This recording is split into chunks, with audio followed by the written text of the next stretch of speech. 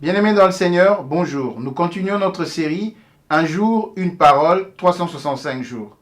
Aujourd'hui, nous avons choisi comme thème la paix, qui est le troisième fruit spirituel, puisque nous avons déjà commencé avec l'amour, la joie. Aujourd'hui, nous allons parler de la paix. Est-ce que l'homme est capable de pouvoir apporter une paix véritable et durable? Qui peut apporter la paix véritable? Alors nous revenons à la Bible, puisqu'il s'agit d'une émission chrétienne. Nous allons parler de la paix. La paix qui est un fruit spirituel. Quand nous recevons Jésus comme Seigneur et Sauveur, nous recevons aussi le Saint-Esprit. Et un des dons que le Saint-Esprit nous donne, ce sont les fruits spirituels. Et parmi les fruits spirituels, nous avons la paix. Mais nous allons voir ce que la Bible nous dit par rapport à la paix. Nous allons prendre notre premier passage dans Juges 6, 22-24. Il s'agit de la conversation de Gédéon avec l'ange de l'Éternel. Nous allons lire Juges 6, 22-24. Gédéon, voyant que c'était l'ange de l'Éternel, dit: Malheur à moi, Seigneur l'Éternel, quand j'ai vu l'ange de l'Éternel face à face. Et l'Éternel lui dit: Sois en paix, ne crains point, tu ne mourras pas. Gédéon bâtit là un autel à l'Éternel et lui donna un nom, ou lui donnant pour nom l'Éternel paix, ou Jéhovah Shalom. Le nom Jéhovah Shalom, nous utilisons souvent, et surtout nous les chrétiens, mais ce passage, nous trouvons dans Juges 22-24. Il s'agit ici de la conversation entre l'ange de l'Éternel, qui est l'image de Dieu lui-même, et qui est l'image de Jésus-Christ aussi, et qui a rencontré Gédéon. Gédéon, le fait qu'il avait vu l'ange de l'Éternel face à face, il s'est dit: je vais mourir. Ici, l'ange de l'Éternel lui dit: sois en paix, ne crains point, tu ne mourras pas. Du coup, Gédéon a eu la révélation de Jéhovah Shalom, l'Éternel paix, ou l'Éternel ma paix. Ici, nous voyons que Gédéon a bâti là un autel et lui a donné le nom l'Éternel paix, ou Jéhovah Shalom. Nous voyons que la paix est un des attributs de Dieu.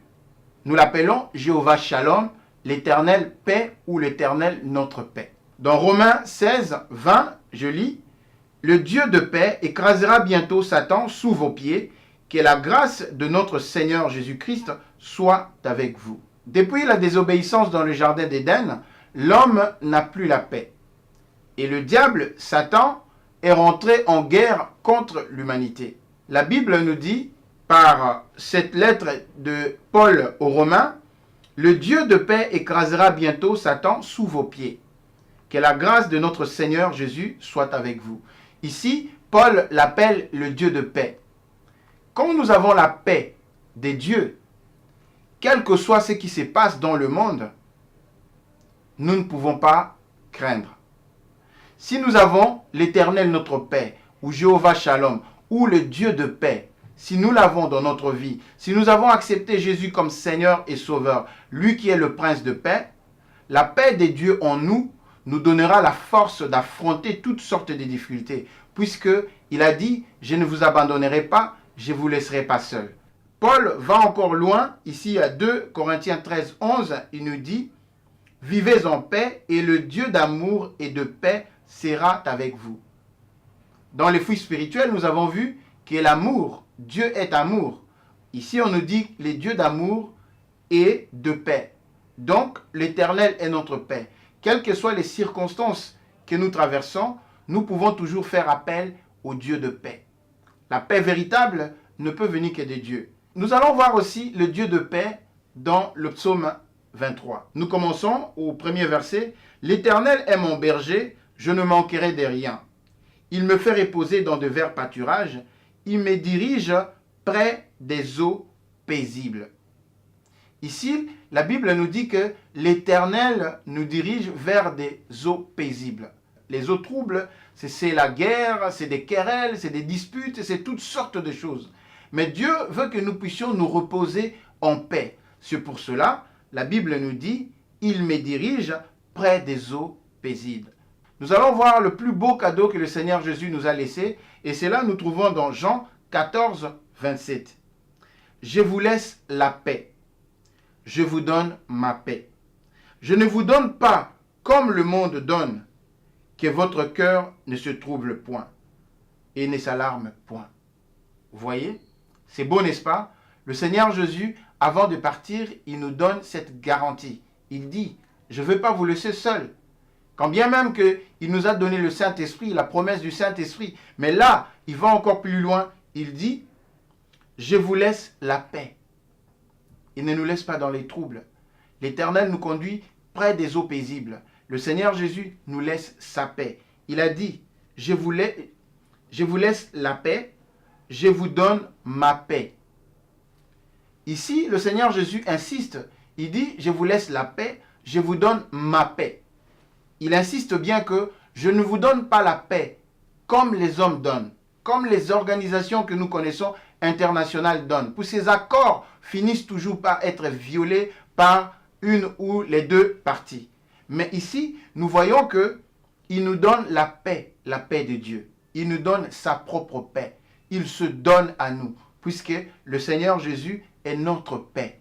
Romains 5, 1 nous dit, « Et donc, justifiés par la foi, nous avons la paix avec Dieu par notre Seigneur Jésus-Christ. » La Bible ici nous dit que, étant justifiés par la foi, puisque nous avons accepté Jésus comme Seigneur et Sauveur, le don que nous avons reçu par la grâce nous a justifiés. Alors, nous avons la paix avec Dieu par notre Seigneur Jésus-Christ. À cause du sacrifice de Jésus-Christ sur la croix, nous avons la paix avec Dieu. Ésaïe 26, 3 nous dit que ceux qui se confient en Dieu ont la paix. Nous allons lire Ésaïe 26, 3. À celui qui est ferme dans ses sentiments, tu assures la paix. La paix parce qu'il se confie en toi. Parce que nous nous confions en Dieu, quand nous traversons des problèmes, pendant que nous traversons des difficultés, si nous nous tournons vers Dieu, puisque nous avons vu que la paix, selon les hommes, ne nous donne jamais une paix véritable. Mais la paix avec Dieu, quand nous nous tournons vers Dieu, quand nous nous confions en Dieu, il nous apporte la paix. Philippiens 4, 6, 7 nous dit, « Ne vous inquiétez de rien, mais en toute chose faites connaître vos besoins à Dieu par des prières et des supplications avec des actions de grâce. Et la paix de Dieu, qui surpasse toute intelligence, gardera vos cœurs et vos pensées en Jésus-Christ. » Ici, nous voyons que si nous avons tous nos fardeaux, si nous avons tous les problèmes, ou quelles que soient les rumeurs des guerres et de tout ce que nous pouvons avoir, si nous nous tournons vers Dieu, nous faisons connaître à Dieu nos problèmes, nos besoins. Dieu est le seul à pouvoir apporter la vraie paix. C'est pour cela qu'il dit, « Et la paix qui surpasse toute intelligence gardera vos cœurs et vos pensées en Jésus-Christ. » La seule paix que nous pouvons avoir, c'est la paix de Dieu. Et le véritable qui peut nous donner la vraie paix, c'est lui-même Dieu, qui est la source même de la paix. Colossiens 3, 15 nous dit « Que la paix de Christ à laquelle vous avez été appelés pour former un seul corps règne dans vos cœurs et soyez reconnaissants. » Ici, nous voyons que la paix de Dieu nous unit dans un même corps. La Bible nous dit que la paix de Christ à laquelle vous avez été appelés pour former un seul corps. C'est-à-dire quand nous avons la paix les uns envers les autres, nous nous unissons et nous formons un seul corps, qui est le corps du Christ. Alors, pour terminer, nous voyons que la Bible nous a donné tout ce qu'il faut pour avoir la paix. La paix véritable ne peut venir que de Dieu. C'est pour cela, pour conclure, je dis, s'il est possible, autant que cela dépend de vous, soyez en paix avec tous les hommes. Autant que cela est possible, si nous pouvons rechercher la paix, il faut que nous soyons en paix avec tous les hommes. Quels que soient les problèmes que nous pouvons rencontrer, nous pouvons toujours trouver des solutions. Nous allons nous voir très prochainement pour continuer cette série. Que Dieu vous bénisse. À très bientôt.